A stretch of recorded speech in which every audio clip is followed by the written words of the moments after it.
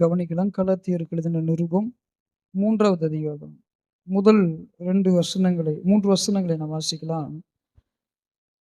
புத்தியில்லாத கலாத்தியரே, நீங்கள் நீங்கள் சத்தியத்திற்கு கீழ்ப்படியாமற் போகத்தக்கதாக உங்களை மயக்கினவன் யார்?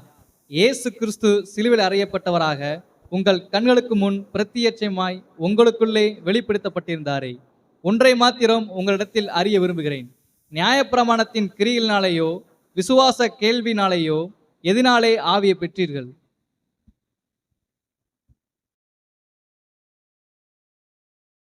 இப்பொழுது மாம்சத்தினாலே முடிவு பெறப் போகிறீர்களோ? நீங்கள் இத்தனை புத்தியினரா? கர்த்தருடைய நாமம் மகிமைப்படுவதாக. இந்த 3 வசனங்களை நாம் வாசித்தோம் பாருங்க. அப்போஸ்தலனாகிய பவுல் கலாத்தியரை குறித்து இந்த 3வது அதிகாரத்தில் கடிந்து கொண்டு பேசுகிற காரியங்களைத்தான் நாம் இப்பொழுது வாசித்திருக்கிறோம். என்ன கடிந்து கொள்கிறார்? புத்தி இல்லாத கலாத்தியரே என்று கடிந்து கொள்கிறார். தன் சகோதரனை பார்த்து மூடனே என்று சொல்லுகிறவன் எரி நரகத்துக்கு பாத்திரவானாயிருக்கிறான். தன் சகோதரனை பார்த்து மூடனே என்று சொல்லுகிறவன் எரி நரகத்திற்கு பாத்திரனாய் இருக்கிறான் என்று பிரதான அப்போஸ்தலனாகிய இயேசு கிறிஸ்து சொன்னது நம்ம எல்லோருக்கும் ஞாபகம் இருக்கும். எனவே நாம் நம்முடைய சகோதரர்களை சகோதரிகளை மூடர் என்று முட்டாள் என்று அழைப்பது நமக்கு பொருத்தமற்ற ஒரு வார்த்தை. நாம் நம்முடைய சகோதரர்களை சகோதரிகளை மூடனே என்று சொல்லும்போது நாம் தான் நம்மை நரகாக்கினைக்கு பாத்திரராக தீர்த்து கொள்கிறோம். அல்லங்க கொஞ்சம் கவனிச்சு பாருங்கள். முட்டாள் என்பதற்கும் புத்தி இல்லாத மனிதனே என்பதற்கும் பெரிய வித்தியாசம் ஒன்றும் அல்ல. ரெண்டும் ஒரே அர்த்தத்தை கொடுக்கிற வார்த்தை தான். பின்ன ஏன் அப்போஸ்தலனாகிய பவுல் இப்படி தேவனுடைய சபையாரை அல்லது இந்த கலாத்தியரை பார்த்து புத்தி இல்லாத கலாத்தியரே என்று கடிந்து கொள்கிறார்?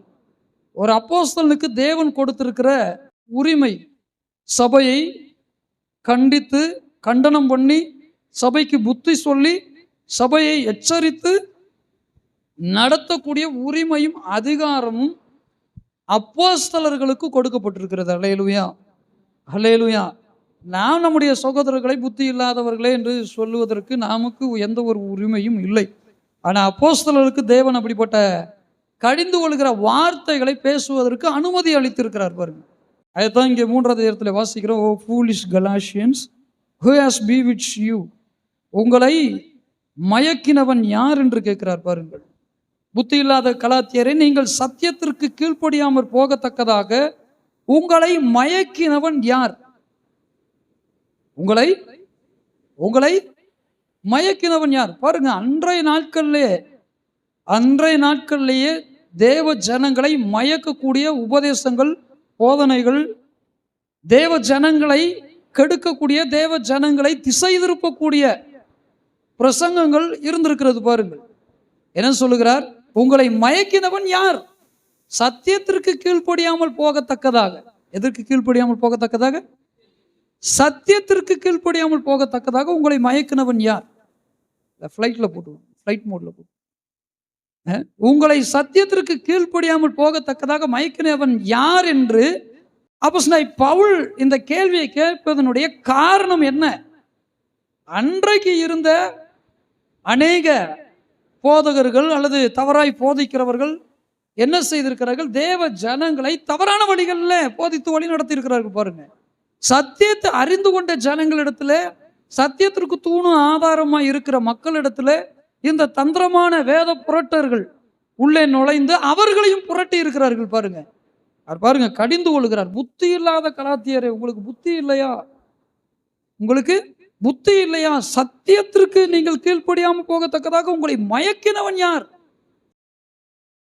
என்டைஸ் பண்ற அளவுக்கு, மயக்கி இழுக்கிற அளவுக்கு உங்களை இப்படி தவறான உபதேசங்களை நடத்தினது யார் என்று சொல்லி கேள்வி எழுப்பி அந்த ஜனங்களை கடிந்து கொள்கிறார். இந்த கடைசி நாளில் இதுக்கெல்லாம் பஞ்சமா? இந்த கடைசி நாட்களில் இதுக்கு பஞ்சமே இல்லை பாருங்க. இன்றைக்கு ஜனங்களை தவறான உபதேசங்களில், தவறான பாதைகளை, இன்னும் உண்மையை சொல்ல வேண்டும் என்றால், வேத வசனத்தின்படி சொல்ல வேண்டும் என்றால், சத்தியத்தை விட்டு வழி விலகி நடக்க பண்ணுகிற போதனைகள் அதிகரித்து கொண்டே இருக்குது பாருங்க. அதிகரித்து கொண்டே. அதை குறித்து விளக்கமா நம்ம ரொம்ப பார்க்க வேண்டிய அவசியம் இல்லை. ஒரு மனிதன் பணத்தில் உண்மை இல்லாதவனாக இருப்பான் என்றால், அதாவது போதிக்கிற ஒரு மனிதன் பணத்தை குறித்து அவன் உண்மையாக போதிக்கிறதில்லை.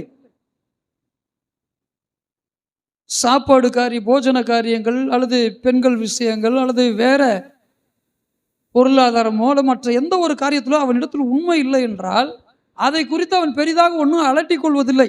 ஏனெனில் அந்த தவறை அவன் செய்கிறபடினால் அதை குறித்து பேசினாலும் மக்களிடத்திலே ஒரு பிரயோஜனம் இராது என்பதை அறிந்து அப்படிப்பட்ட காரியங்களை ஒதுக்கிவிட்டு ஜனங்களை மயக்குகிற அளவுக்கு இன்றைக்கு என்ன செய்கிறார்கள் என்றால் வேதத்தில் இருக்கிற மற்ற காரியங்களை பேசி ஜனங்களை திசை திருப்புகிறார்கள். அவருடைய பரிசுத்த வேதாகம் என்பது ஏதோ ஒரு சில பகுதிகள் மாத்திரம் மனிதனுக்கு பிரயோஜனமானது அல்ல. அவருடைய பரிசுத்த வேதாகமத்தில் சொல்லப்பட்டிருக்கிற அத்தனை காரியங்களும் மனிதன் புரிந்து கொள்ள வேண்டும், கற்றுக்கொள்ள வேண்டும் என்பதற்காக கர்த்தர் எழுதி கொடுத்திருக்கிறார். அல்லேலூயா, அல்லேலூயா. கர்த்தருடைய நாமம் மகிமைப்படுவதாக. கொஞ்சம் கவனித்து பாருங்கள். இயேசு கிறிஸ்து சிலுவையில் அறையப்பட்டவராக உங்கள் கண்களுக்கு முன் பிரத்யட்சமாய் உங்களுக்குள்ள வெளிப்படுத்தப்பட்டிருந்தாரே. through their preachings, through their preaching, அவர்களுடைய போதனைகளினாலே இயேசு கிறிஸ்து அப்படி வெளிப்படுத்தப்பட்டிருந்தார். not by portraying. சிலுவையில் அறையப்பட்டவராக இயேசுவை வரைந்து அப்போஸ்தலர்களுக்கு காண்பிக்கவில்லை. கேட்குறீங்களா? இங்கே அப்போஸ்தலனாகிய பவுல் சொல்கிறதை கொஞ்சம் கவனித்து பாருங்கள். இயேசு கிறிஸ்து சிலுவையில் அறையப்பட்டவராக உங்கள் கண்களுக்கு முன் பிரத்யட்சமாய் உங்களுக்குள்ளே வெளிப்படுத்தப்பட்டிருந்தாரு. எப்படி?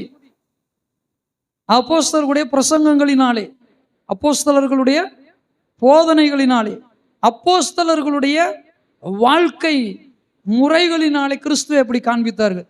அன்றைக்கு கிறிஸ்து சிலுவையில் அறையப்பட்டவரை போல ஒரு படத்திலேயோ அல்லது டிஜிட்டல் படத்திலேயோ வைத்துக் கொள்வது பெரிய விஷயம் இல்லை. அது ஒருவாறு வேதவசனத்தின்படி தவறானதுதான். பாருங்கள், எந்த ஒரு சொரூபத்தையும் நாம் உண்டாக்க வேண்டாம் என்று வேதம் நமக்கு கட்டளை கொடுத்திருக்கிறது.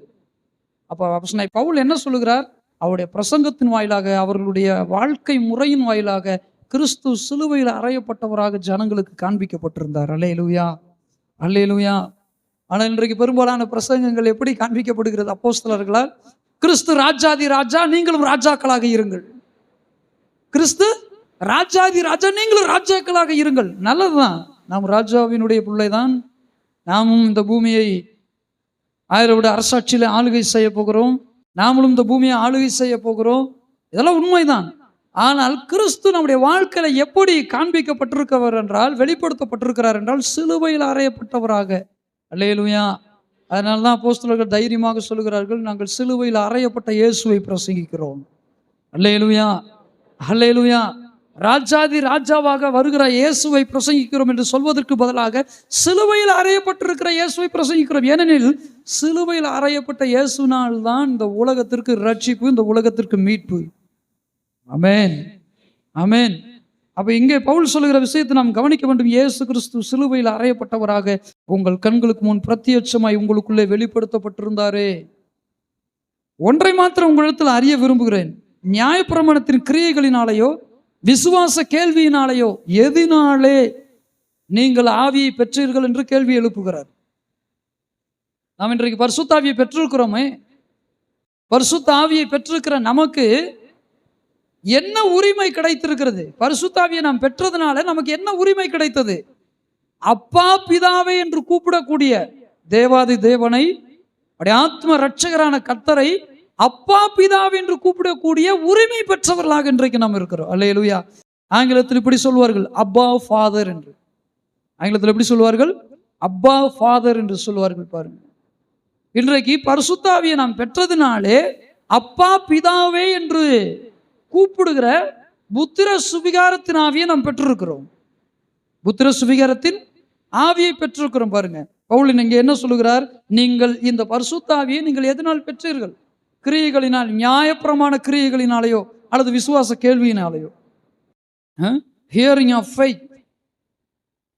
விசுவாச கேள்வியினால் தான் நாம் பரிசுத்த ஆவியை பெற்றோம். பாருங்க, நியாயப்பிரமாண கிரியைகளினால் அல்ல. இன்றைக்கு நியாயப்பிரமாண கிரியைகளை அல்லது நியாயப்பிரமாணங்களை இன்றைக்கும் போதித்து கொண்டு தானே இருக்கிறார்கள். என்னென்ன ஓய்வு நாள்ன்றாங்க.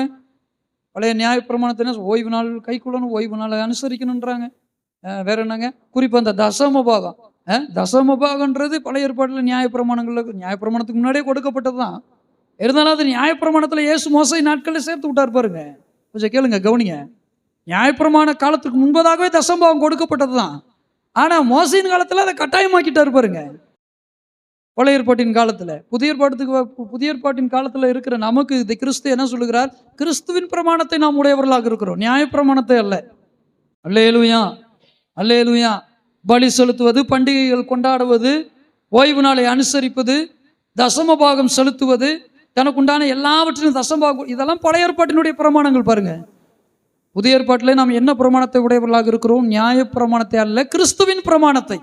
அல்லேலூயா, அல்லேலூயா. புதிய ஏற்பாட்டில் நம்ம என்ன பிரமாணத்தை உடையவர்களாக இருக்கிறோங்க? நியாய பிரமாணத்தை அல்ல, கிறிஸ்துவின் பிரமாணத்தை உடையவர்களாக இருக்கிறோம். 3வது வசனத்தை கொஞ்சம் கவனிங்க. ஆவியினாலே ஆரம்பம் பண்ணின நீங்கள் இப்பொழுது மாம்சத்தினாலே முடிவு பெறப் போகிறீர்களோ? இவ்வளவு புத்தியினரா நீங்கள்? இத்தனை புத்தியினரா? ஆவியில் ஆரம்பம் பண்ணி மாம்சத்துல முடிக்க போறீங்களே, என்ன அர்த்தம்? புதிய ஏற்பாட்டு பிரமாணம் என்பது பரிசுத்த ஆவியினால் கொடுக்கப்படுகிறது. அல்லேலூயா, அல்லேலூயா. ஆவியில ஆரம்பம் பண்ணப்பட்ட அந்த பிரமாணத்தை கொண்டு போய் அன்றைக்கு வாழ்ந்த அநேக கிறிஸ்தவர்கள், கிறிஸ்தவ போதகர்கள் அநேகர் என்ன செய்து கொண்டிருந்தார்கள்? மாம்சத்தில் முடிக்கிறவர்களாக இருந்தார்கள். எப்படி?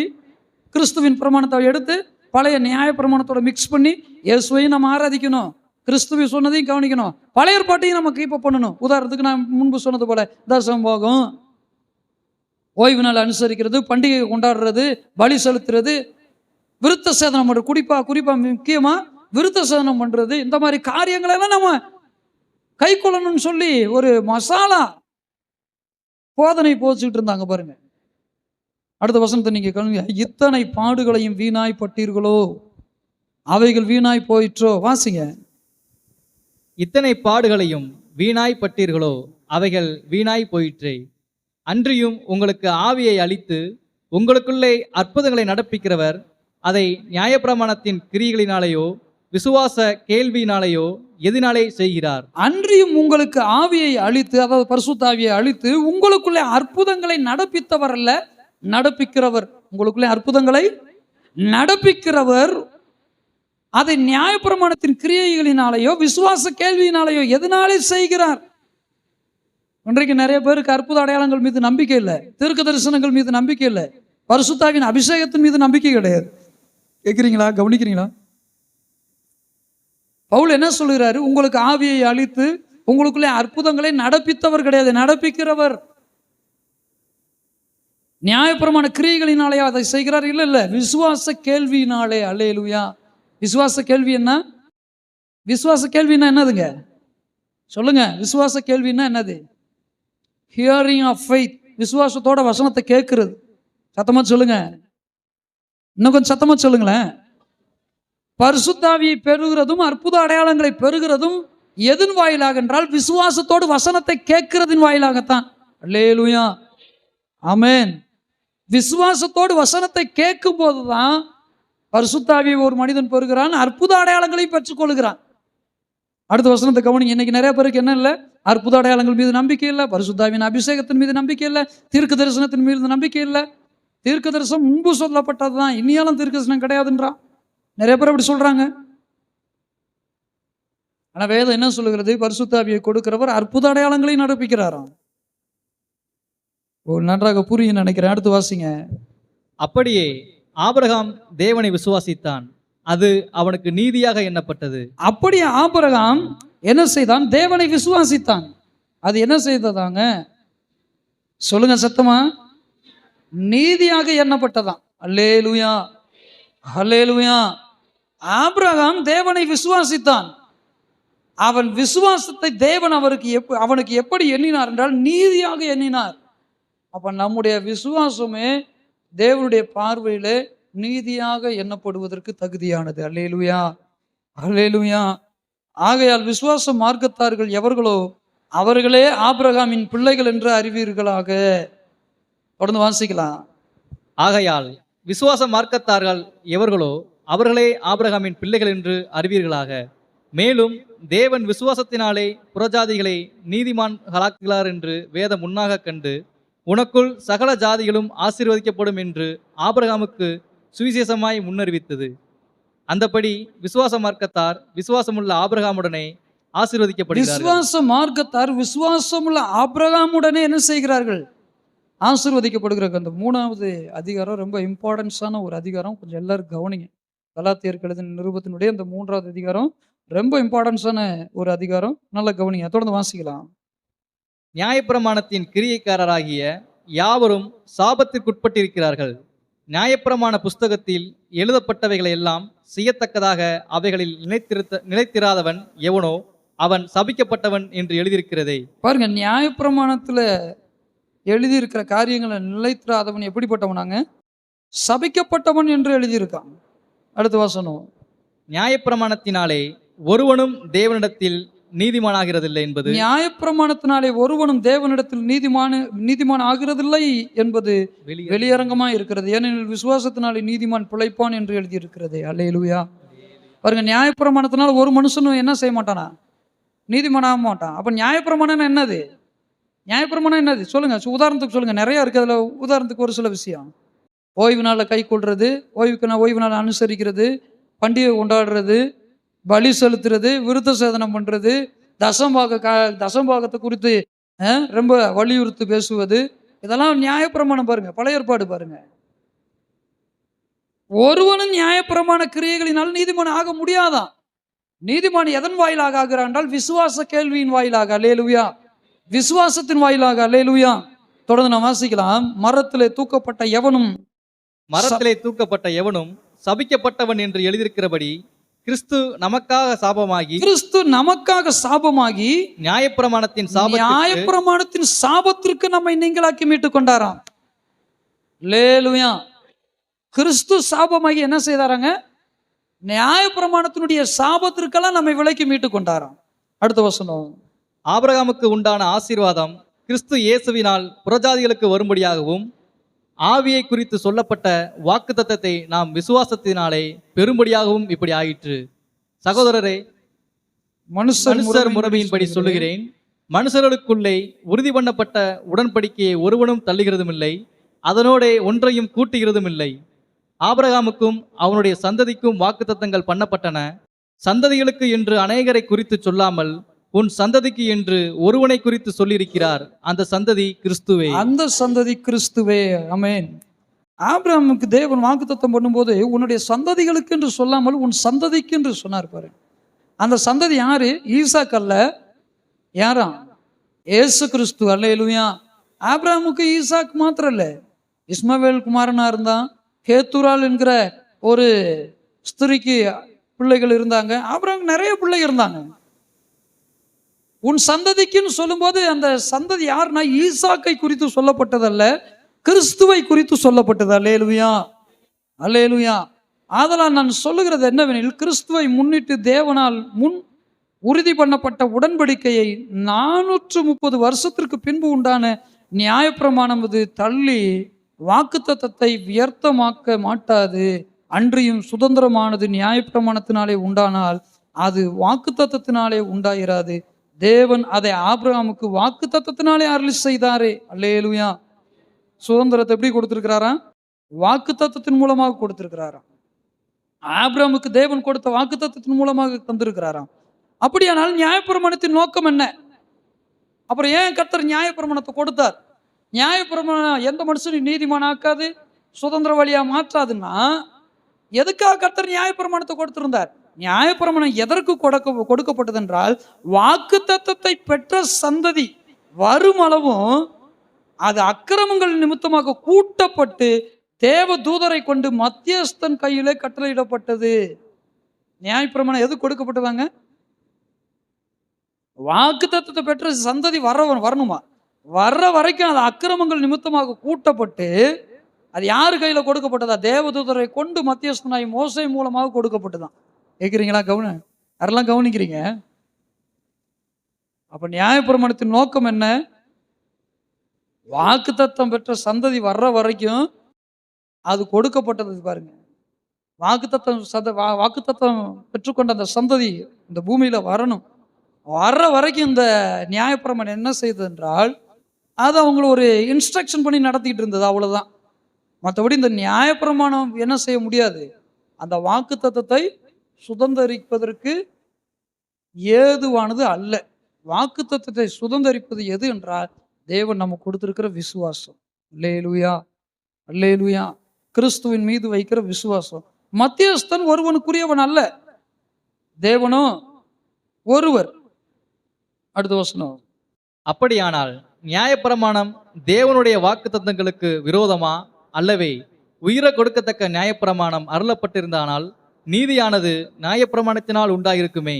அப்படி இராதபடியால் இயேசு கிறிஸ்துவை பற்றும் விசுவாசத்தினாலே பலிக்கிற வாக்குத்தத்தம் விசுவாசம் உள்ளவர்களுக்கு அளிக்கப்படும்படி வேதம் எல்லாரையும் ஏகமாய் பாவத்தின் கீழ் அடைத்து பாருங்க, போட்டது. இயேசு கிறிஸ்துவை பற்றும் விசுவாசத்தினாலே பலிக்கிற வாக்குத்தத்தம் விசுவாசம் உள்ளவர்களுக்கு அளிக்கப்படும்படி வேதம் எல்லாரையும் ஏகமாய் பாவத்தின் கீழ் அடைத்து போட்டதான். எல்லாரையும் பாவத்தின் கீழ் அடைத்து போட்டதுதான்.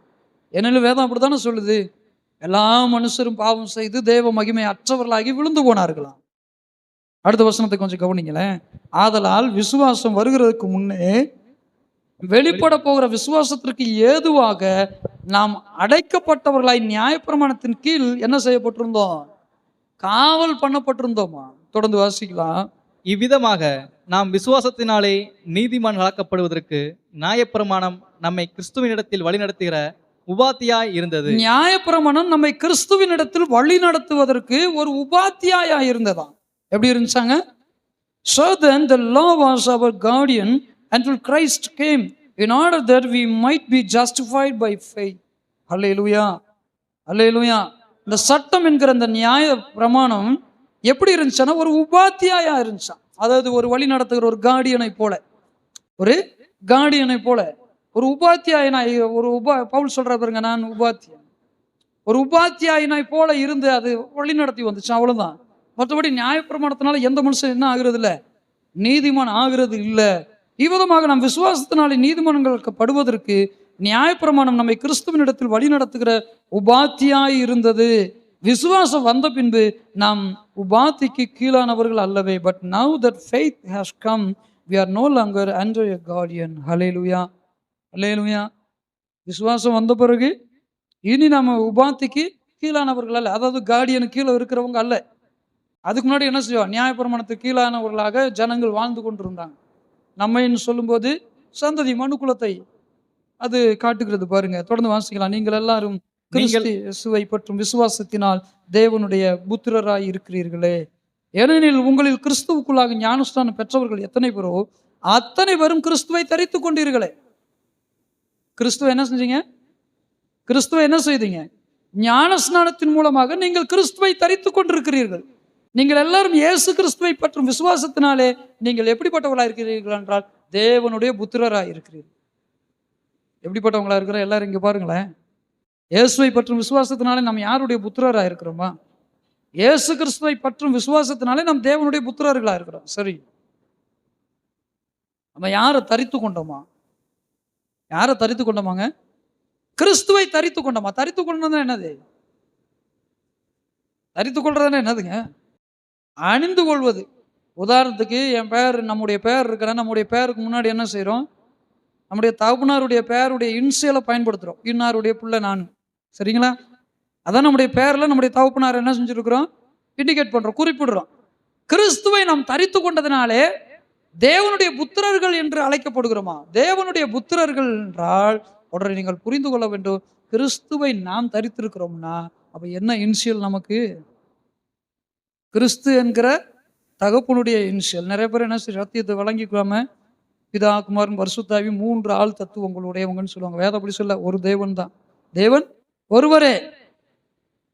இப்போ நல்லா கேளுங்க, நல்லா கவனிங்க. கிறிஸ்துவை நாம் தரித்து கொண்டோம். கிறிஸ்துவாகிய இரட்சகரை, கிறிஸ்துவாகிய தேவனுடைய பெயரை நாம் என்ன செய்கிறோம்?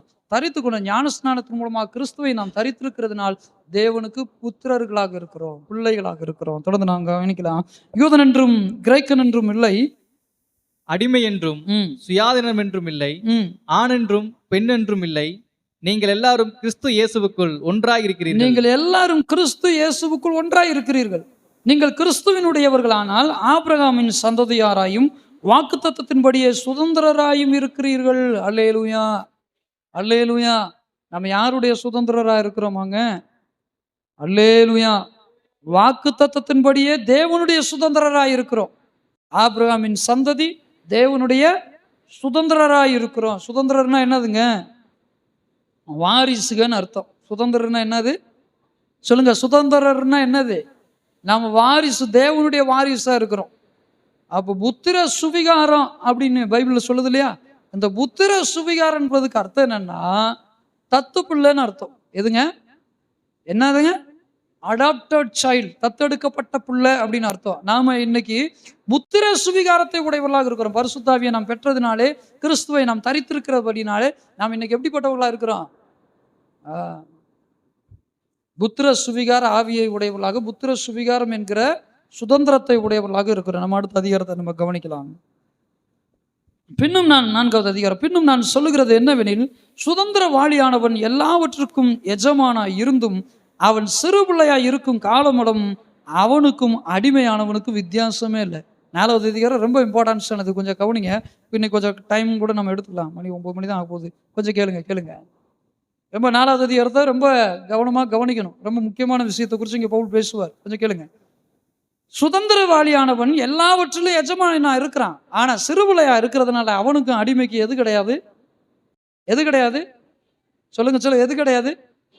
சும்மா உங்களுக்கு புரியுற மாதிரி சொல்றேன். ஒரு பெரிய ஐஸ்வர்யவான் இருக்கிறான், 1 கோடி ரூபாய் கார்.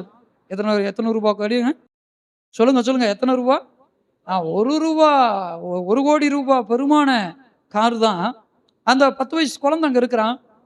அங்கே ஒரு டிரைவர் இருக்கிறார், ஒரு 30 வயசு டிரைவர் இருக்கிறாரு. ஒரு டிரைவர் ஓட்டுவாரா, 10 வயசு பையன் ஓட்டுவாரா? 1 கோடி காருக்கு சொந்தக்காரர் இந்த 10 வயசு பையனா டிரைவரா? ஆனால் இப்போ அவரை கொண்டு போய் விடுறது, இறக்கி விடுறதெல்லாம் யாருடைய வேலை? அப்போ இவனுக்கு அவனுக்கு என்னது? ஒரு வித்தியாசம் கிடையாது. இவர் காருக்கு சொந்தக்காரர் தான், ஆனால் ஓட்டுறது யாரு? வேலைக்காரர், அடிமை. கேட்குறீங்களா? அதுதான் இங்கே வாசிக்கிறோம். என்ன வாசிக்கிறோம் என்றால், சுதந்திரவாளியானவன் எல்லாவற்றுக்கும் எஜமானா இருந்தாலும் சிறு பிள்ளையா இருக்கும் காலம் மூலமா அவனுக்கும் அடிமையானவனுக்கு வித்தியாசமே இல்லை. தொடர்ந்து நான் கவனிக்கலாம். தகப்பன் குறித்த காலம் வரைக்கும் அவன் காரியக்காரருக்கும் வீட்டு விசாரணைக்காரருக்கும் கீழ்பட்டு இருக்கிறான். அவன் என்ன செய்யறானாங்க? காரியக்காரருக்கும் வீட்டு மேனேஜருக்கு என்ன செய்யறான்? கீழ்பட்டு இருக்கிறான். பாருங்க, தகப்பன் குறித்த காலம் வரைக்கும் அவன் காரியக்காரருக்கும் வீட்டு விசாரணைக்காரருக்கும் கீழ்பட்டு இருக்கிறான். அப்படியே நாமும் சிறு பிள்ளையா இருந்த காலத்தில் இவ்வுலகத்தின் வழிபாடுகளுக்கு அடிமைப்பட்டவர்களா இருந்தோம். நம்ம சிறு பிள்ளைகளா இருந்த காலத்துல என்ன செஞ்சோம்? சிறு பிள்ளைகள்னா என்னது? 10 வயசா இருக்கும் போதா? 5 வயசா இருக்கும் போதா? இல்ல, விசுவாசம் மற்றவர்களாக இருக்கும்போது, சிறு பிள்ளைகளை போல நாம் வாழ்ந்த போது நாம் எப்படிப்பட்டவர்களா இருந்தோம்? இவ்வுலகத்தின் வழிபாடுகளுக்கு எதுக்கு அடிமைப்பட்டு கிடந்தோம்? யாருக்கெல்லாம் விளங்குது? ஒருத்தர் வாசிங்க, மைக்கில் வாசிங்களேன். அப்படியே நாமும் சிறுபிள்ளைகளாய் இருந்த காலத்தில் இவ்வுலகத்தின் வழிபாடுகளுக்கு அடிமைப்பட்டவர்களாய் இருந்தோம். நாம் புத்திர சுவிகாரத்தை அடையும்படி நியாயப்பிரமாணத்திற்கு கீழ்ப்பட்டவர்களை. போதும் 3ஆம் வசனத்தை எல்லாரும் கவனிங்க. நாம் சிறு பிள்ளைகளாய் இருந்த காலத்தில் உலகத்தின் வழிபாடுகளுக்கு நாம் எப்படிப்பட்டவர்களாக இருந்தோம்? அப்போ நம்முடைய சிறு பிள்ளை, அதாவது சிறு பிள்ளையா இருந்த காலம்னா எந்த காலம் சொல்லுங்க? விசுவாசத்துக்குள்ள நல்லா வளர்ந்த காலம் இல்ல, நாம ஆரம்ப நாட்கள் இருந்த பாருங்க அந்த காலம். விசுவாசம் சரியா இல்லாம இயேசு தெய்வம், நானும் சர்ச்சுக்கு போறேன் அப்படின்னா ஒரு ஆரம்ப ஸ்டெப் வச்சோம் பாருங்க. அதான் அந்த சிறு பிள்ளையின் காலம். அன்னைக்கு நாம் எப்படிப்பட்டவர்களா இருந்தோமோ? சர்ச்சுக்கு போவோம், இயேசு சொந்த ரட்சகராக ஏற்றுக்கொள்வோம். ஆனா அந்த உலகத்தின் வழிபாடுகளையும் தலையிடுவோம் பாருங்க. எதுலங்க? எப்படி? நாங்க சின்ன வயசுல இருந்து கை கொண்டு வர்றது, எங்களுடைய வகையார் இது, எங்களுடைய மக்கள் இது, எங்களுடைய ஜாதி சனம் வகுத்த முறைகள் இது, இதை போய் நாங்க விட முடியுமா? இன்னைக்கு நிறைய இருக்கத்தானே செய்யறான், நிறைய அப்படி இருக்கத்தானே செய்யறாங்க. அதை யாரு கை கொள்வாங்கன்னா, சிறு பிள்ளைகளா இருக்கிறவங்க, விசுவாசத்துல சிறு பிள்ளைகளா இருக்கிறவங்க. வளர்ந்தவங்க இந்த உலகத்தின் வழிபாடுகளை கை கொள்ள மாட்டாங்க, உலகத்தின் வழிபாடுகளுக்கு அடிமைப்பட மாட்டாங்க. In the same way, we also, when we were children, were enslaved to the elementary principles of the world. இந்த உலக வழிபாடுகள் இன்னைக்கு நிறைய பேருக்கு அப்படித்தானே இருக்கு. கிறிஸ்துவுக்குள்ள வந்துட்டு இந்த உலகத்தின் வழிபாடுகளுக்கு இன்னும் அடிமைப்பட்டு கிடக்கிறான்ல. கல்யாணம்னா உலக முறை. கேட்குறீங்களா? ஒரு வீட்டில் ஆசீர்வாதமான காரியங்களை கர்த்தர் கொடுக்குறாருன்னா, பிள்ளை பெற்றெடுக்கிறது, திருமணம், நல்ல வீடு, வேலை, என்ன ஆசீர்வாதமான காரியங்கள் இருக்கட்டும், ஆண்டவர் நம்ம கொடுத்துட்றா. அந்த உலகத்தில் இருந்த மாதிரி எங்கேயும் வழிபாடு. அதாவது வழிபாடுன்னா நீங்கள் தவற புரிஞ்சு விக்கிரக ஆராதனைன்னு எடுத்துக்கிறக்கூடாது. உலகத்தின் வழிபாடுன்னா உலகத்தின் வழிமுறை. எதுங்க? சொல்லுங்க, எதுங்க? சத்தமா சொல்லுங்க. The elementary principles of the world. அடிப்படை இந்த வழிமுறைகள், உலகத்தின் வழிமுறைகள், பிள்ளைகளை பெற்றெடுத்தா இப்படி, கல்யாணம் முடிச்சா இப்படி, ஒவ்வொன்றுக்கும் ஒவ்வொரு வழிமுறைகள் வச்சிருப்பாங்க. நமக்கு அந்த மாதிரி எந்த ஒரு ஃபார்மாலிட்டிஸும் கிடையாது பாருங்க, எந்த ஒரு வழிமுறையும் கிடையாது பாருங்க. ஏன்னா நாம் அடிமைகள்ல, நம்ம சுயாதீனர்கள். அல்லேலூயா. நாம் சிறு பிள்ளைகள் அல்ல, விசுவாசத்துள் கிறிஸ்துவுக்குள் புருஷர்களாக இருக்க வேண்டும். அல்லேலூயா. தொடர்ந்து நாங்கள் கவனிக்கலாம். நாம் புத்திர சுவிகாரத்தை அடையும்படி நியாயப்பிரமாணத்திற்கு கீழ்ப்பட்டவர்களை மீட்டுக் கொள்ளத்தக்கதாக காலம் நிறைவேறின போது ஸ்திரீனிடத்தில் பிறந்தவரும் நியாயப்பிரமாணத்திற்கு கீழானவரும் ஆகிய தம்முடைய குமாரனை தேவன் அனுப்பினார். அல்லேலூயா, அல்லேலூயா. இயேசு இந்த பூமியில எப்போ வந்தாருன்னு கேட்டா 2000 வருஷத்துக்கு முன்னாடி வந்தாரு அப்படி நம்ம சொல்லுவோம். ஆனா பைபிள் படி நம்ம சொல்லணும்னா இயேசு இந்த பூமியில் வந்த காலம் எப்போ வந்தார் அப்படின்னு கேட்டா காலம் நிறைவேறின போது. எப்போ வந்தாருங்க? எப்போங்க? காலம் நிறைவேறின போது கிறிஸ்து வந்து. எந்த காலம்? தேவன் கிறிஸ்து இந்த உலகத்திற்குள் வர வேண்டும் என்று நியமித்திருந்த அந்த காலம். அது ஏறக்குறைய 2000 வருஷம். எக்ஸாக்டா 2000 வருஷம் கிடையாது, ஏறக்குறைய 2000 வருஷம் ஆகுது. கேட்குறீங்களா? அப்ப காலம் நிறைவேறின போதுதான் கிறிஸ்து ஸ்திரீனிடத்துல வந்து பிறந்தார். நியாயப்பிரமாணத்துக்கு கீழானவராய் இருந்தார். எப்படிப்பட்டவராக இருந்தாருங்க? ஏன் அவர் பிறக்கும்போது 8ஆம் நாள்ல விருத்த சேதனம் பண்ணப்பட்டார். இயேசு விருத்த சேதனம் பண்ணப்பட்டாரா இல்லையா? அவர் பிறந்த போது அவருக்காகவும் பலி செலுத்தினாங்களா இல்லையா? சொல்லுங்க, கவனிங்க. அதனாலதான் வேதம் என்ன சொல்லுகிறதுனா, கிறிஸ்து நியாயப்பிரமாணத்துக்கு கீழானவர். கிறிஸ்து தன்னுடைய ஊழிய பாதையிலே ஜனங்களை பார்த்து என்ன சொன்னார்? நான் நியாயப்பிரமாணத்தையாவது தீர்க்க தரிசனத்தையாவது அழிக்கிறதுக்கல்ல, நிறைவேற்ற வந்தேன். அப்ப இயேசு செய்தாரு, இயேசு சொன்னார் அப்படின்ட்டு இயேசு சொன்னதை நான் செய்யணும் அப்படின்னு சொல்லலாமா? இயேசு விருத்த சேதனம் பண்ணி கொண்டாரு. அதனால இன்னைக்கு இருக்கிற போதகர்கள்லாம் விருத்த சேதனம் பண்ணிக்கொள்ள முடியுமா? அதுல மட்டும் வெளிப்பாடு, அது மட்டும் தெளிவா இருக்கிறாங்க. இயேசுக்கு தசம்பாகம் கொடுக்க சொன்னாரு, காணிக்க தசம்பாகம் கொடுக்க சொன்னாரு, கண்டிப்பா கொடுக்கணும். ஏன்னா இயேசு சொல்லிட்டாருன்னு சொல்றாங்க. ஏன் அதே இயேசு தானே விருத்த சேதனம் பண்ணாரு, நீங்க விருத்த சேதனம் பண்ணுவீங்களா? சொல்லுங்க. இயேசு பிறந்த 8ஆம் நாள்ல பலி செலுத்தினாங்க அவங்க தாய் தகப்பன். வளர்ப்பு தகப்பனும் பெற்ற தாயும் என்ன செஞ்சாங்க? பலி செலுத்தினாங்க. இன்றைக்கு நாம அப்படி போய் பலி செலுத்துறோமா? இல்ல. அப்ப இயேசு பண்ணாரு, இயேசு சொன்னார் அப்படின்னா இயேசு எந்த டைம்ல யாருக்கு சொன்னார் அதை கவனிக்கணும். அல்லேலூயா, அல்லேலூயா. எல்லாத்தையும் இயேசு சொன்னார், இயேசு சொன்னார், இயேசு சொன்னார்ன்ட்டு கேட்கிறவனை கவுத்திட்டு போறவங்க பாருங்க. இன்னைக்கு நிறைய பேர் கேட்கிறவங்கள அப்படி கவுத்திட்டு போயிடுவாங்க. இயேசு சொன்னது தானே, இயேசு கிறிஸ்து சொன்னது தானே, நான் சொன்னது வழங்குச்சா வழங்கலையா? நான் சொன்னது வழங்குச்சா வழங்கலையா? அப்ப இயேசு கிறிஸ்து எப்படிப்பட்டவராய் இந்த பூமியில் வந்தார்னா, நியாயப்பிரமாணத்துக்கு கீழானவராய் வந்தார். நியாயப்பிரமாணத்திற்கு கீழானவராய் வந்து நியாயப்பிரமாணத்தின் தீர்க்க தரிசனங்களை நிறைவேற்றி முடித்தார். அல்லேலூயா. அடுத்த வசனத்தை கவனிங்க. மேலும் நீங்கள் புத்திரராய் இருக்கிறபடியினால் அப்பா பிதாவே என்று கூப்பிடத்தக்கதாக தேவன் தமது குமாரனுடைய ஆவியை உங்கள் இருதயங்களில் அனுப்பினார். நீங்கள் இப்பொழுது புத்திரராய் இருக்கிறீர்கள், கிறிஸ்துவை தரித்து கொண்டது நிமித்தமாக. இப்போ உங்களுடைய இருதயங்களில் தேவன் என்ன ஆவியை அனுப்பி இருக்கிறார் என்றால், தேவனை அப்பா பிதாவே என்று கூப்பிட பண்ணுகிற அந்த ஆவியை அனுப்பி இருக்கிறாராம். அல்லேலூயா. சொல்லுங்க, நமக்குள்ள என்ன ஆவியை கர்த்தர் கொடுத்திருக்கிறாராம்? தேவனை அப்பா பிதாவே. ஏன் இந்த அப்பா பிதாவேன்னு 2 தடவை சொல்லியிருக்கிறாங்க. இங்கிலீஷ்ல பாத்தீங்கன்னா அப்பா ஃபாதர், ABBA, அப்பா அப்படின்னு சொல்லுவாங்க. அப்பா ஃபாதர் அப்படின்னு சொல்லுவாங்க. இங்கேயும் தமிழ்ல பாருங்க அப்பா பிதாவே. ஏன் அப்பா பிதாவேன்னா ரெண்டு விஷயம். ஒண்ணு கிரேக்க மொழி, இன்னொன்னு எபிரேய மொழி. கேட்குறீங்களா? கவனிக்கிறேன். 2 மொழி. இந்த 2 மொழியில இருக்கிற வார்த்தை எதுக்காக அப்படின்னா, ஒன்று எபிரேய மொழி எதை குறிக்குதுன்னா சொந்த பிள்ளைங்க அப்படிங்கிறத குறிக்கும். ஷார்ட்டா சொல்றேன், கொஞ்சம் கவனிங்க. கிரேக்க மொழியில் இருக்கிற அந்த பதம் எதை குறிக்கும்னா தத்து பிள்ளைய குறிக்கும். எதை குறிக்கும்? இப்போ நான் ஒரு பிள்ளைய தத்து எடுக்கிறேன், அடாப்ட் பண்ணும்போது நான் என்ன செய்கிறேன்? முறைப்படி கவர்மெண்ட் ரூல் படி சைன் பண்ணி அந்த பிள்ளைய என்னுடைய பிள்ளை, என்னுடைய சொத்துக்கு, என்னுடைய எல்லாத்துக்கும் அந்த பிள்ளை உரிமை இருக்கு அப்படின்னு சொல்லி எடுக்கிறேன் இல்லையா? அந்த பிள்ளை என்னை எப்படி கொடுக்கும்? எப்படி தான் என்னை கூப்பிடும்? அப்பான்னு தான் கூப்பிட்டு பாருங்க. ஆனா பெத்த பிள்ளைக்கும் தத்து பிள்ளைக்கும் கொஞ்சம் வித்தியாசம் இருக்கா? வித்தியாசம் இருக்கா? உரிமையான பாருங்க, மாறவே மாறாது. 2 பிள்ளைக்கும் சேம் உரிமை. அல்லேலூயா. அதுதான் அப்பா பிதாவே. யாராவது கேள்வி கேட்டு குழம்பிடுறாங்க. ஏன் அப்பா பிதாவே? குறிப்பா இங்கிலீஷ்ல கேட்பாங்க அப்பா ஃபாதர் அப்படிம்பாங்க. அப்பா ஃபாதர் இருப்பாங்க. ஏன் இப்படி அப்பா ஃபாதர்னா, அந்த ஏறக்குறையில சரியா கிறிஸ்து பிறந்த காலம் எதுன்னு கேட்டீங்கன்னா, அந்த கிரேக்கருடைய அந்த வழக்கங்கள் இன்னும் இந்த பூமியில இருக்கும்போது ரோமர்களுடைய வழக்கம் இந்த பூமியில வளர்ந்து கொண்டிருக்கிற அந்த காலகட்டங்களில் தான் இயேசு பிறந்தார். இந்த தத்து பிள்ளை இருக்கு பாருங்க, இந்த தத்தெடுக்கிற காரியம் இருக்கு பாருங்க, இது எங்க இருந்து அதிகமா இம்ப்ளிமெண்ட் பண்ணப்பட்டது, எங்க வலியுறுத்தப்பட்டதுன்னா ரோமர்கள் மூலமா தான் அதிகமா இந்த உலகத்துல வலியுறுத்தப்பட்டது. அவங்க தான் அந்த முறையவே அதிகமா இந்த உலகத்துக்குள்ள கொண்டு வந்தவங்களே. கேக்குறீங்களா? அதனாலதான் கரெக்டா இயேசு ரோமர்களுடைய காலத்துல பிறந்தார். புரியுதா நான் சொல்றேன்? விளங்குதா? யாருக்கெல்லாம் நான் விளங்கு? இந்த உலகத்தை ரோமர்கள் ஆட்சி செய்யும் போது ஏன் இந்த பூமியில பிறந்தார்ன்றது விளங்குதா? ஏன்னா ரோமருடைய காலத்துல தான் இந்த தத்து பிள்ளை முறையை அதிகமா உலகத்துக்குள்ள வலியுறுத்தின ஒரு சாம்ராஜ்யம் தான் இந்த ரோம சாம்ராஜ்யம். அதனாலதான் கரெக்டா கிறிஸ்து அந்த சாம்ராஜ்யம் இந்த பூமியில இருக்கும்போது பிறந்தார். எத்தனை பேருக்கு விளங்குது? அதனாலதான் அப்பா ஃபாதர், அப்பா பிதாவே, தமிழ்ல அப்பா பிதாவேன்னு போட்டாங்க பாருங்க. கொஞ்சம் கேளுங்க, கவனிங்க, தொடர்ந்து வாசிக்கலாம். ஆகையால் இனி நீ அடிமையாயிராமல் நீங்கள் இனி அடிமையாயிராமல் புத்திரனாய் இருக்கிறாய். நீ புத்திரனே ஆனால் கிறிஸ்து மூலமாய் தேவனுடைய சுதந்திரனாயும் இருக்கிறாய். அல்லேலூயா. அப்ப கேளுங்க, நாம இன்னைக்கு அப்பா பிதாவே என்று கூப்பிடத்தக்கதாக புத்திர சுவிகாரத்தின் ஆவிய உடையவர்களா இருக்கிறோம். புத்திர சுவிகாரம் என்னது? தத்து பிள்ளைக்குரிய உரிமைன்னு அர்த்தம். என்னதுங்க புத்திர சுவிகாரம்? என்னதுங்க? இன்னைக்கு நாம தத்து பிள்ளை தான், ஆனா உரிமை கொஞ்சம் கூட மாறாது.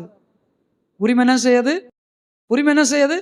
கொஞ்சம் கூட மாறாது. தத்து பிள்ளை தான். யூதர்கள் சொந்த ஜனம் தான், நாம் புறஜாதிகள் தான், நாம் தத்து பிள்ளையாத்தான் இருக்கிறோம். புத்திர சுவிகாரத்தை நாம் பெற்றிருக்கிறோம். ஆனா உரிமை அவங்களுக்கு மாறுமா? உரிமை நமக்கு மாறுமா?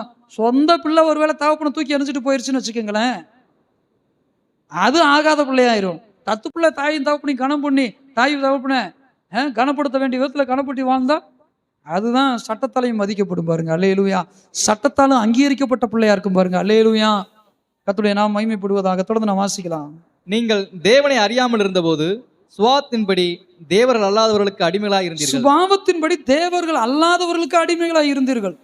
இப்பொழுதோ நீங்கள் தேவனை அறிந்திருக்க அல்லது தேவனாலே அறியப்பட்டிருக்க பலனற்றதும் வெறுமையானதுமான அவ்வழிபாடுகளுக்கு நீங்கள் மறுபடியும் திரும்பி அவைகளுக்கு அடிமைப்படும்படி விரும்புகிறது எப்படி? மறுபடியும் அந்த பழைய விக்கிரகாராதனை, உலக வழிபாடு. 10ஆம் வசனத்தை கவனிக்கலாம். நாட்களையும் மாதங்களையும் காலங்களையும் வருஷங்களையும் பார்க்கிறீர்களே, நான் உங்களுக்காக பிரயாசப்பட்டது வீணாய் போயிற்றோ என்று உங்களை குறித்து பயந்திருக்கிறேன். உங்களை குறித்து என்ன செய்திருக்கிறேன்? பயந்திருக்கிறேன். உங்களுக்காக பிரயாசப்பட்டது பூரா வீணா போயிடுச்சோ? அப்ப நல்லா கேட்கணும். அப்பா ஃபாதர்னு ஏன் சொல்றோம்? அப்பா பிதாவின்னு ஏன் சொல்றோம்? புத்திர சுவிகாரத்தின் ஆவியை நாம் பெற்றிருக்கிறோம். நம்ம எப்படிப்பட்டவங்களா இருக்கிறோம் சொல்லுங்க? கிறிஸ்து தேவன் நம்ம என்ன செய்திருக்கிறார்? தத்து எடுத்திருக்கிறார் பாருங்க. தத்து பிள்ளையா நம்மளை எடுத்திருக்கிறார் பாருங்க. ஆனா உரிமை ஒரே மாதிரி கொடுத்திருக்கிறார் பாருங்க. மேரியமா, உரிமை எப்படி கொடுத்திருக்கிறாரு? ஒரே மாதிரி கொடுத்திருக்கிறார் பாருங்க. தொடர்ந்து நாம் கவனிக்கலாம். சகோதரரே, என்னை போல ஆகுங்கள் என்று உங்களை வேண்டிக் கொள்ளுகிறேன். நான் உங்களை போலுமானேனே, எனக்கு நீங்கள் அநியாயம் ஒன்றும் செய்யவில்லை. உங்களுக்கு தெரிந்திருக்கிறபடி நான் சரீர பலவீனத்தோடு முதலாம் தரம் உங்களுக்கு சுவிசேஷத்தை பிரசங்கித்தேன். அப்படி இருந்தும் என் சரீரத்தில் உண்டாயிருக்கிற சோதனையை நீங்கள் அசட்டை பண்ணாமலும் அரோசியாமலும் தேவதூதனை போலவும் கிறிஸ்து இயேசுவை போலவும் என்னை ஏற்றுக்கொண்டீர்கள். அப்பொழுது நீங்கள் கொண்டிருந்த ஆனந்த பாக்கியம் எங்கே? உங்கள் கண்களை பிடுங்கி எனக்கு கொடுக்க கூடுமானால் அப்படியும் செய்திருப்பீர்கள் என்று உங்களுக்கு சாட்சியா இருக்கிறேன். ஆனா இப்பொழுதோ நான் உங்களுக்கு சத்தியத்தை சொன்னதனால் சத்ருவாய் மாறினேனோ? நான் உங்களுக்கு சத்தியத்தை சொன்னதுனாலே உங்களுக்கு சத்ருவானேனோ? என்ன பிரதர்? ஆரம்பத்துல பாஸ்டர் கை வச்சு ஜோம் பண்ணும்போது அந்த தேவை பிரச்சனையிலிருந்து ஏதோ ஒரு இக்கட்டிலிருந்து விடுதலை தேவை. ஆனா வளர பாஸ்டர் என்ன செய்வார்னா சத்தியத்தை கொஞ்சம் கொஞ்சமா விட்டுவாரு. ஃபர்ஸ்ட் என்ன செய்வாங்க? பிறந்த குழந்தைக்கு பாலை ஊட்டுவாங்க. அதுக்கப்புறம் இன்னைக்கு தான் நிறைய வந்துச்சு, என்னென்னமோ சொல்றாங்களே, செர்லாக்கு என்னென்னமோ சொல்றாங்க பாருங்க. அப்பெல்லாம் அப்படியா? நம்ம சின்ன பிள்ளையா இருக்கும்போது செர்லாக்கா? ஆமா, செர்லாக்குன்னா என்னன்னே தெரியும். செர்லாக்கும் தெரியாது, சலாக்கும் தெரியாது பாருங்க. நம்ம சின்ன பிள்ளையா இருக்கும்போது என்ன செய்வாங்க? இன்னைக்கு ஒரு 35 வயசு உள்ள நபர் ஒரு வயசா இருக்கும்போது என்ன ஊட்டியிருப்பாங்க? நல்ல கஞ்சியை மசிச்சு ஊட்டியிருப்பாங்க, பூளை நல்லா காய்ச்சி, சொல்லுங்க, ஆமா, பால் புட்டியில ஊட்டி விட்டுருப்பாங்க. கேளுங்க, கவனிங்க. வளர அப்படியே திடமான ஆகாரங்கள் கொஞ்சம் கொஞ்சமா ஒவ்வொரு மாதத்துக்கும் வயதுக்கும் ஏற்ற மாதிரி அந்த குழந்தைக்கு திடமான ஆகாரத்தை கொடுத்துக்கிட்டே இருப்பாங்க பாருங்க. அவ்வளவு அர்த்தம் சொல்றாருங்க. கிறிஸ்துவுக்குள்ள குழந்தையா பறக்கும்போது அவங்களுக்கு தேவையான இந்த மூல உபதேசங்கள், பாலுக்கு ஒப்பான மூல உபதேசம், அடுத்து வளர வளர 6 மாதம், 1 வருஷம், 2 வருஷம், 4 வருஷம், 5 வருஷம், 10 வருஷம் ஆச்சு. இன்னும் பாலவே குடிச்சுக்கிட்டு இருந்தா எப்படி இருக்கும்? ஒரே இந்த தம்பி இருக்கிறான், அவன் பேர் என்ன பேர் மறைஞ்சு, கவிஸ் இருக்கிறான். கவிஸ் ஒரு பால் பாட்டிலோட இப்படி உட்காந்துருக்கட்டும், எப்படி இருக்கும்? கவிஸ் பால் பாட்டிலோட உட்காந்தா நல்லா இருக்குமா? நான் 12 வயசு ஆச்சா, 10 வயசு, 10 வயசு பையன் பால் பாட்டில் வச்சுட்டு இருந்தா நல்லா இருக்குமா சொல்லுங்க? கிறிஸ்துவுக்குள்ள பவுல் அப்படிதான் சொல்றா பாருங்க. ஆரம்பத்தில் இருக்கும்போது சரி, வளரும்போது சில சத்தியங்களை சொல்லுவோம். உலக வழிபாடுகள்ல இருந்து நீங்க தப்பிக்கணும், உலக வழிபாடுகளை விட்டு விலகணும். உலக வழிபாடுன்னு என்னது? உலக வழிமுறை, அதை விட்டு விடணும். அப்படி சொல்லும் போதும் கொஞ்சம் கசக்கும். என்ன இந்த பாஸ்டர், என்ன இந்த பாஸ்டர் இங்க இப்படி செய்யாதுன்றாரு, அங்க போகாதுன்றாரு, இங்க வராதுன்றாரு, இப்படி நடக்கக்கூடாதுன்றாரு, அப்படி செய்யக்கூடாதுன்றாரு. பவுல் சொல்ற, குழந்தையா இருந்தபோது நான் குழந்தையை போல பேசினேன், குழந்தையை போல நான் இருந்தேன். புருஷனான போதோ குழந்தைகளுக்கு ஏற்றவைகளை ஒழித்து விட்டேன். உண்மைதானே? குழந்தை மாதிரி என்னைக்கு நம்ம ட்ரெஸ் எடுத்த முடியும்? குழந்தை மாதிரியா சாப்பாடு சாப்பிட்றோம்? குழந்தை மாதிரியா நம்ம நடந்துக்கிறோம்? இல்லை, குழந்தையா இருக்கும்போதெல்லாம் சரிதான்.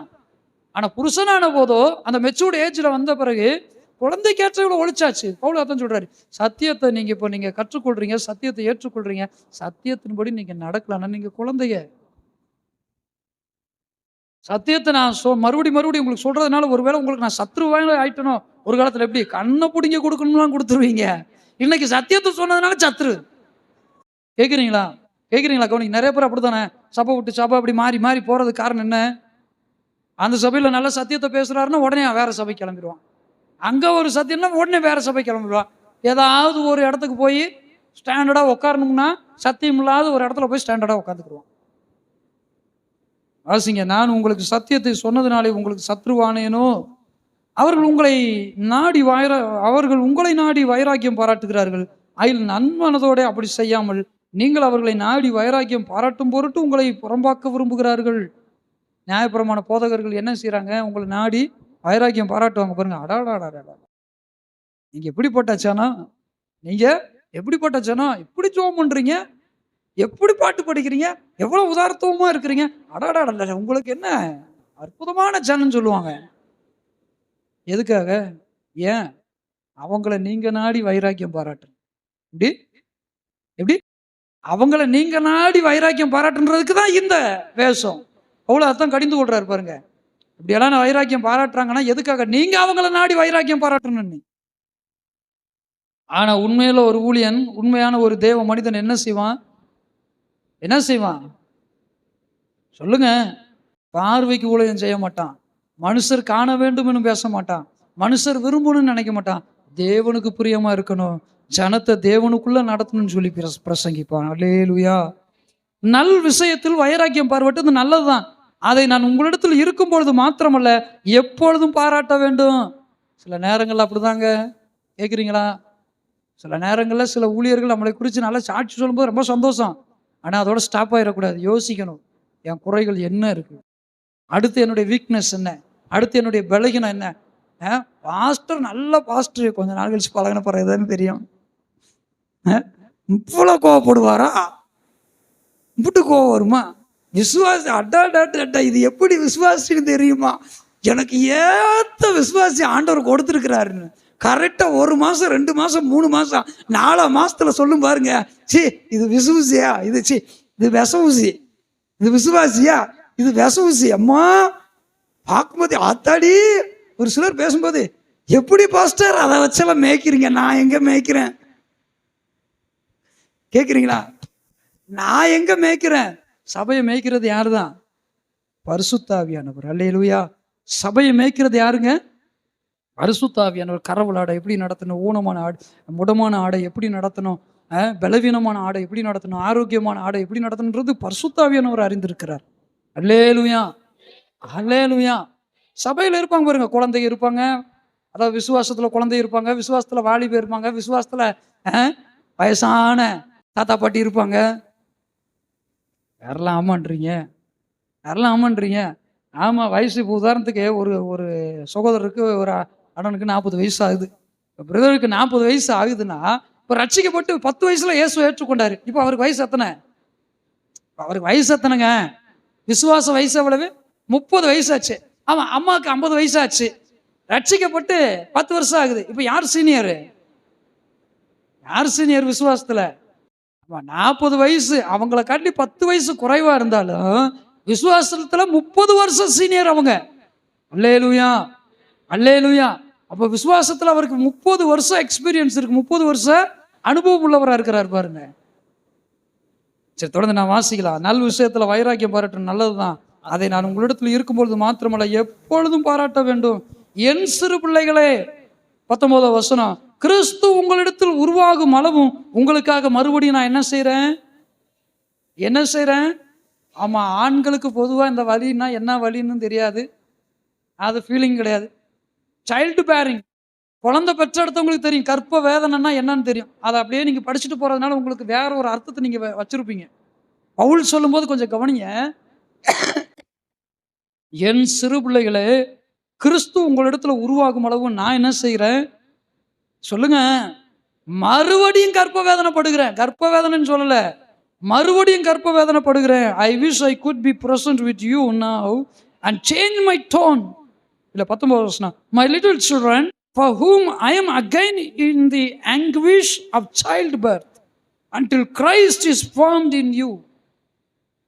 கிறிஸ்து உங்களுக்குள்ள உருவாகும் வரைக்கும், உருவாகும் அளவு நான் என்ன செய்யறேன்னா மறுபடியும் கற்ப வேதனைப்படுறேன்றாரு பாருங்க. எங்க கேட்குறீங்களா, கவனிக்கிறீங்களா? ஒரு சர்வே எடுத்தாங்களா சில மாதங்களுக்கு முன்பாக அமெரிக்காவில்.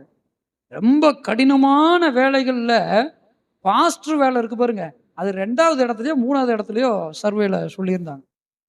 வேலை நீ என்ன வேலைன்னு தெரியல, பாஸ்டர் வேலை இருக்கு பாருங்க, சபையை நடத்துகிற வேலை இருக்கு பாருங்க, ஊழியம் செய்கிற ஊழியக்காரன் சொல்ல, பாஸ்டர் ஊழியம் செய்கிற நிறைய ஊழியம் இருக்குது. 5 விதமான பிரதான ஊழியம் இருக்குது, அதுக்கப்புறம் உதவி ஊழியங்கள் இருக்குது, அதுக்கப்புறம் நிறைய ஊழியங்கள் இருக்குது.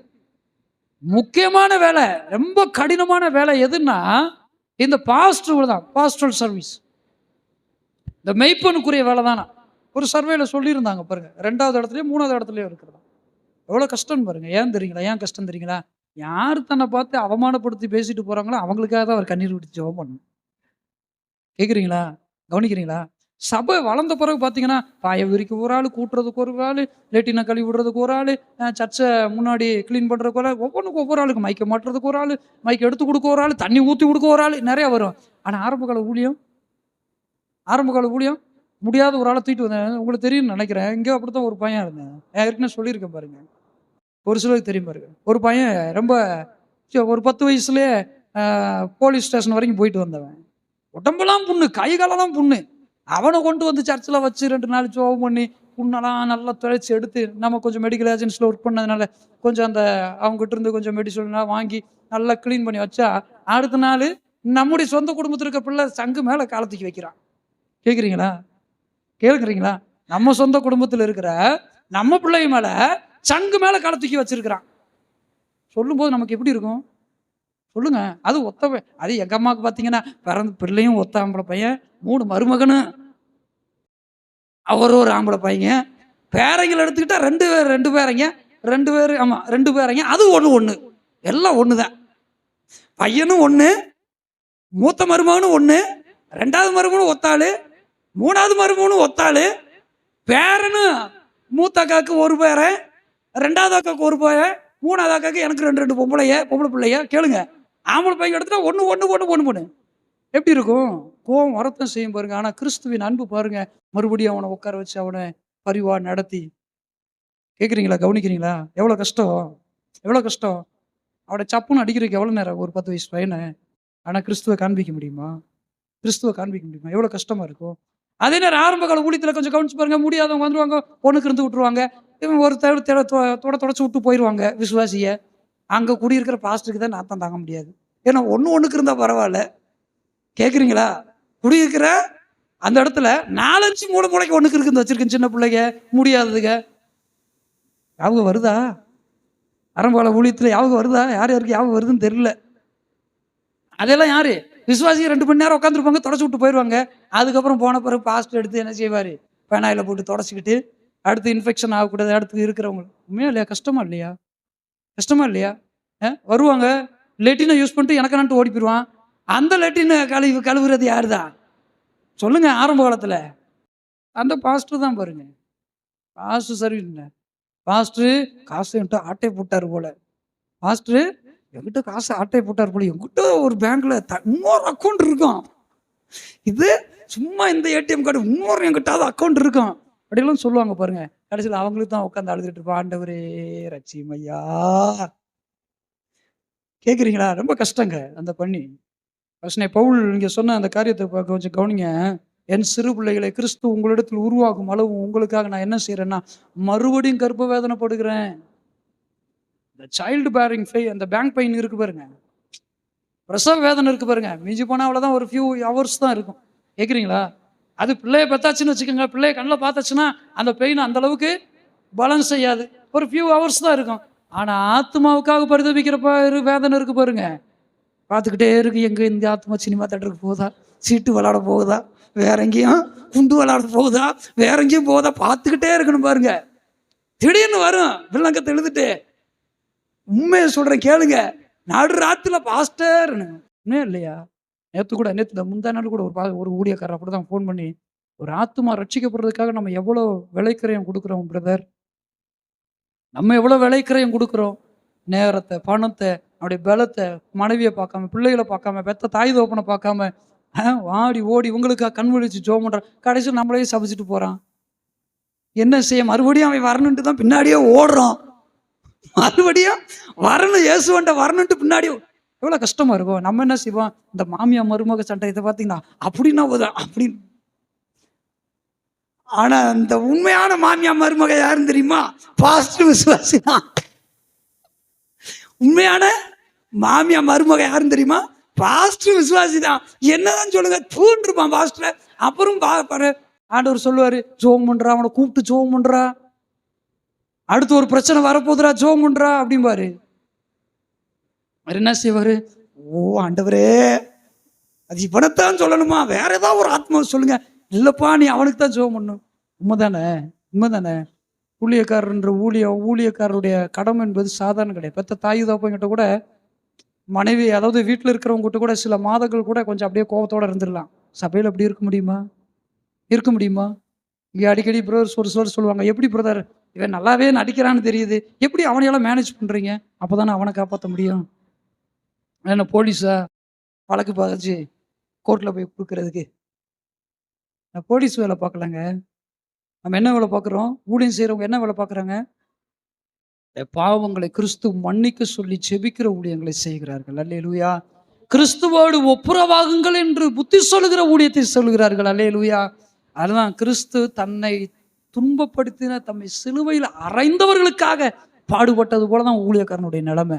அதனாலதான் சொல்றாரு, சும்மா சொல்லல, நான் மீண்டும் கிறிஸ்து உங்களில் உருவாகும் அளவு மீண்டும் நான் என்ன செய்றேன், இந்த கர்ப்ப வேதனைப்படுகிறேன்னு சொல்லி ஏதோ வாயில் எழுதிட்டாரு, இருக்கிற வேதனையிலே ரொம்ப கொடூரமான வேதனை, அதனால அதை சொல்லிட்டாருன்னு நினைச்சிடாதீங்க. ஒரு ஆத்துமா கிறிஸ்துவுக்குள் உருவாகிறதுக்கு அந்த கர்ப்ப வேதனையை சொல்றாருன்னா சாதாரணம் கிடையாது. ஊழியம் செய்யறவங்க, ஒரு பாஸ்டர் அப்படிதான் சொன்னார் பாருங்க, ஊழியக்காரனை மறுபடியும் உடைக்கணும்னு நினைக்காதீங்க. ஏன்னா அவன் ஏற்கனவே கர்த்தருடைய கரத்துல உடைக்கப்பட்டு ஒரு பாத்திரமா இருந்திருப்பான், அவனை உடைச்சுதான் கர்த்தர் கையில உருவாக்கிட்டு இருப்பாரு. மறுபடியும் நீங்க உடைக்கணும்னு நினைச்சிடாதீங்க.